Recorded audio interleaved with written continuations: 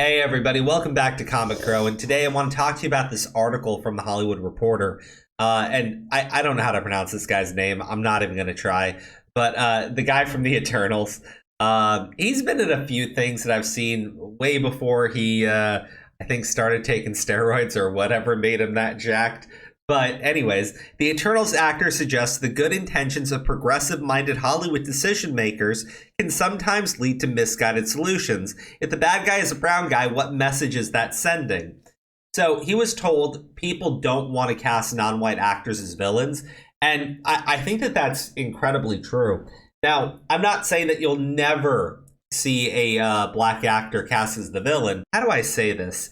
If they're going to make a white dude the villain, they can make them evil, right? Right? Just complete, absolute, nasty, dirty son of a bitch, right? But then, okay, look at the past few Marvel movies, which had a female villain in it.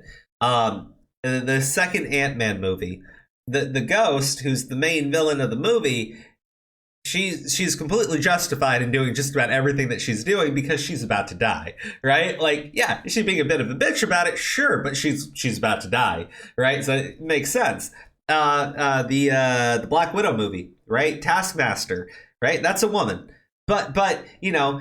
She's been abused and she has no choice. She's literally under command of a white guy who's making her do this, and he's completely styled after Harvey Weinstein. I think the only character you can say that, like, right now Marvel has as a villain that they aren't trying to justify, like, dude, Namor in the Black Panther film, right? He's justified in every terrible thing that he does because he's doing it for his people, right? Like, I'm just saying, it keeps on happening. Gosh, God, where? Oh yeah. The one black actor who's going to be playing King the Conqueror, right? So this guy here is going to basically dominate in every single encounter he's ever going to walk into, and I'm promising you, they will justify everything that he does throughout the course of these movies because it's the message that they're sending is, like, you cannot portray minorities or women in a negative light. That's the message that they're sending. And because of that, you're leading into some, like, really stupid territory. And we're talking, like, specifically superhero films, by the way.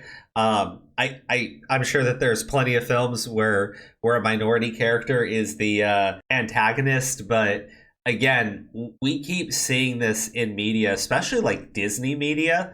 Like, they keep justifying evil actions of terrible people. The Witcher, Blood Origin, the main character, the Black Elf, says that the evil empress who literally murdered everyone, including her family and her clan and everyone, she goes and says, "You were right. You just didn't go far enough." Like, I'm going, man, there's no morality anymore. Anyways, the Eternal actor is kind of upset about it, and I can see why, because he thinks he'd make a really good villain, and maybe he would, right? Like, there's no harm in letting this guy be the villain and just be evil, right? Like, people like their villains when it comes to cinema.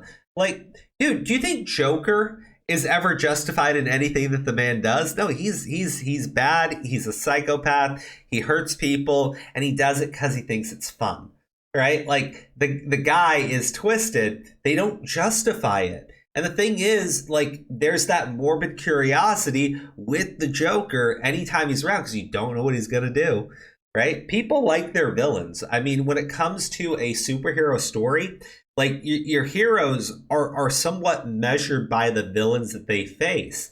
So they're important. They're absolutely important. Hollywood is still limiting the kinds of roles that actors of color can play. The Eternals' Big Sick and Silicon Valley actor who is promoting his recent Hulu limited series Welcome to Chippendales said in a new interview that decision makers are reluctant to cast non-white actors in villain roles.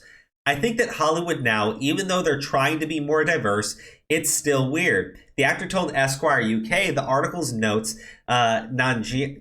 Guys, see, I'm not gonna be able to pronounce it. Believes that the problem is good intentions can sometimes lead to misguided solutions. If the bad guy is a brown guy, what message is that sending? And look, the one thing I want to say is I don't think that they're doing it because they don't think the audience will understand. I think they do it because nobody wants that little Twitter mob to form where they accuse you of being racist, right? Look, I mean, look at what happened with the the Wednesday Netflix show, right? So they have these black students who are antagonistic at the start. Now, towards the end, they turned into friends of the main character, but they're somewhat antagonistic. And the show was accused of being racist. So it's not that like first off, Hollywood just has to have the balls to tell people shut up sometimes, but they don't. They fall in line with any time that there is a demand for more representation, positive representation. If you don't give it, you're a racist. They just go along with it. They feed into it. And unfortunately, that does mean you will be limiting the roles that people of color can play because, and no joke, it would be a white liberal who gets upset because in their mind, you can't portray a minority in a negative light. And then because of that, a minority will lose the role out to a white guy. Or you know, typically a white woman in which they'll justify why she's such an evil, terrible bitch. So he says in Welcome to Chippendales, basically, he's playing the strip club's Indian founder. And he says that, you know, it's interesting because he gets to play this villainous guy. And he feels that if it wasn't based on a true story, then it would have just been a white guy as the villain here because this doesn't make like Indian people look good, right? Like, I think that he's right. I think he's onto something. I agree with what he's saying here. It's just, again, the issue isn't like the studios not thinking that you can do it or actually being afraid of portraying somebody in a negative light. They don't want the hate mob on Twitter to form up. And the thing is, I don't think this actor is willing to go onto Twitter and tell people, hey, knock it off. Not everything is racist. You're keeping me, an Indian gentleman, from being able to actually get a role. But like nobody wants to go out and face that crowd because that crowd is nasty. It's vicious. It tears people apart. It claims people are the worst of things possible. And I don't think that there's any real escape from it. Like, not unless people are willing to actually say something. But anyways, yeah, I say his movie is streaming on Hulu now, which is probably fine. I'm probably not going to watch it unless somebody tells me it's good. I don't really care about the Chippendale story.